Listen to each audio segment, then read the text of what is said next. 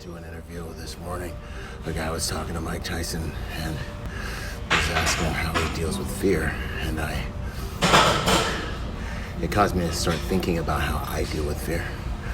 There's no, I don't think, like right way, like multiple ways, and as you guys know, his death has kind of like power in a lot of ways, right? So I'm really big on the alchemy of the mind and transmuting like fear into fuel and finding life by going deep into death, right? What is the thing that most people really fear? It's death. I'd say it's probably the most feared thing. I'd say on the deepest levels, even more deeply than we are conscious, probably death is worth fearing in so many ways, but to draw power from that, you must live from the reality of knowing death is coming. So every day I draw power from that by living my life to the fullest, knowing that death is the only thing that's promised. It's even more certain than my next breath. When I look at fear, the concept is that I face my fears, I face death. The interesting thing about fears is when you face them and you go deeply into your fears, you find your greatest powers. If you do the thing you fear today, you will become more powerful by tomorrow, for sure. If you master the things you fear, you will become the greatest version of yourself. That's it. And the only way to deal with fear is to do the thing you fear until the death of fear is certain. Therefore, I look at the things I fear as little deaths, and I go deeply into them, deliberately into them, and I choose deliberately to kill weaker versions of myself as often as possible. Every time I find something I'm afraid of, and by doing that, I have unlocked the alchemy of fear, the alchemy of death, a way of living life to the fullest until death, and making this life and death as worth it as possible.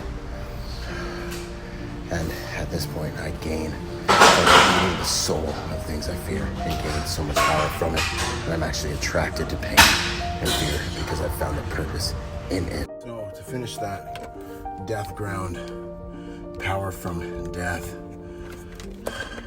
secret code to facing fear, give you a little context of my background in psychology. It's just that at 18, I had to come to grips with facing death and knowing that there's a chance that when I get shipped off to war with the Marine Corps infantry, I could die. And that forced me to come to grips with the actual reality of death before it happened. And then I got blown up in 05, had an out-of-body experience and kissed death, and realized that even with that cognitive and intellectual realization, that I still was not prepared for the finality of death, right? So like the realization that death is so final as far as we know was the toughest pill for me to swallow, as I thought I was dying. Think about it logically, like most of our parents can't even keep promises, right?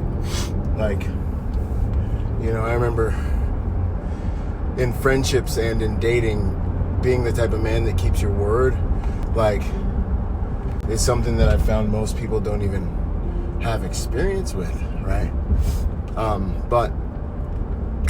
So I had to come to grips with the reality of death early, and even before that, your greatest fear when you're a kid is being left alone by your parents, I believe, because it means almost certain death, and you don't know how you're going to protect yourself. And both my parents, of course, were in and out, and I was constantly going from country to country to country, so I didn't really have the luxury of being like, I'm safe really anywhere.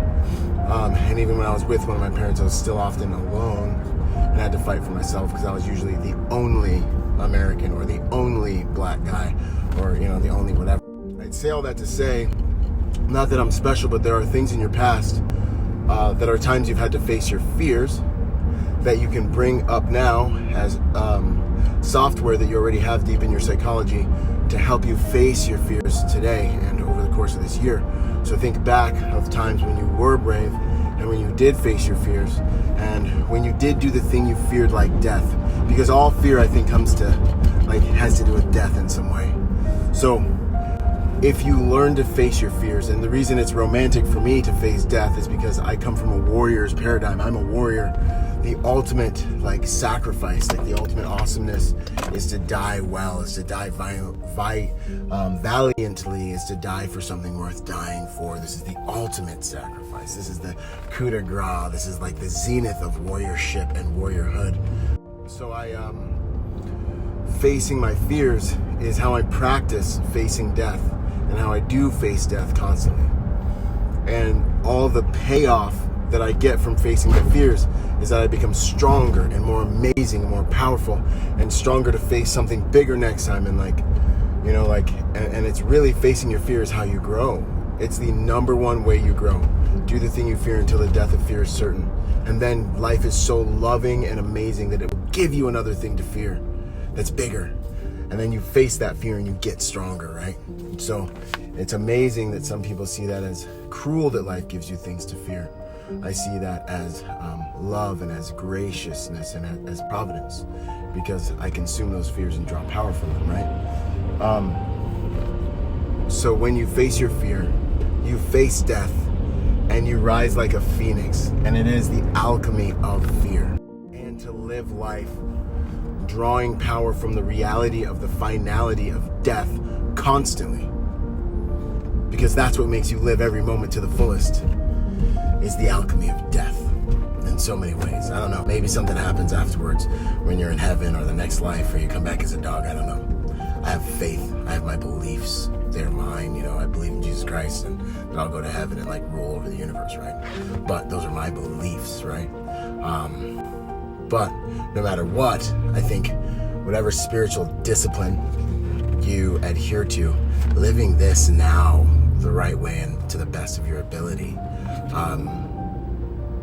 that's what this now is about, right? So you make those contributions if you face your fears and contribute and die little deaths to live life to its fullest during your time here. Happy Monday, y'all. Love you. Boom. What's up, you guys? Byron Rodgers here. And if that video meant anything to you, if it inspired you, if you appreciated it, I just want to ask you to possibly support us on Patreon. I generate hundreds of videos per year and spend thousands on free content for you guys per month, because it simply is a passion of mine. It's the way that I want to contribute to the world, to the best of my ability. So obviously I'm going to continue to do it, but I wouldn't be able to make it sustainable without my partners who support me on Patreon. So thank you so much if you already do. And if you haven't done that, it's, for what you pay to McDonald's per month, you could help push the mission and this work forward. So anyways, either way, thank you so much. Like, subscribe, check the link below to support me on Patreon if you're interested in that. God bless, Semper Fi, and I'll see you on the next piece of content, y'all. Boom.